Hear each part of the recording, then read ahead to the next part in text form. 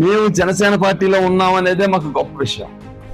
ఇది చాలా sensitive issue. ఎందుకంటే మీరు 2019లో జనసేన తరఫున పోటీ చేశారు ఎమ్మెల్యే. అవును, అక్కడ ఓడిపోవడం జరిగింది. అవును. అప్పుడు మీరు ఎలా తీసుకున్నారు దాన్ని? ఎందుకంటే ఓటమి అనేది ఒక చిన్న విషయం అయితే కాదు.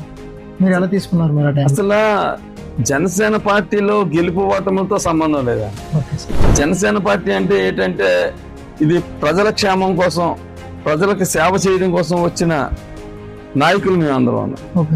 ఇక్కడ మేము ఓడిపోయినా సరే మేము గొప్పగా చెప్పుకునేది ఏంటంటే, ఎందుకంటే సేవాభావంలో ఉన్న వాళ్ళు, ప్రజల కోసం పోరాడగలిగిన వాళ్ళే జనసేన పార్టీలో ఉంటారు.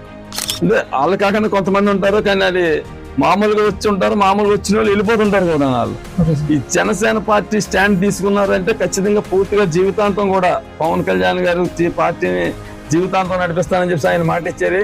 ఆయన నడిపించినంతకాలం ఆయన జీవితాంతం ఖచ్చితంగా ఆ పార్టీని నడుపుతారు.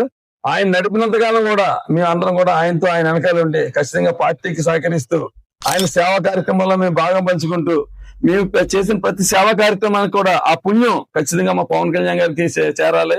ఆ చేరడం వల్ల ఆయన ఖచ్చితంగా ఆయన జీవితకాలం స్పాన్ ఇంకో మరికొంచెం పెరగాలని చెప్పేసి మనస్ఫూర్తిగా కోరుకుంటున్నాను.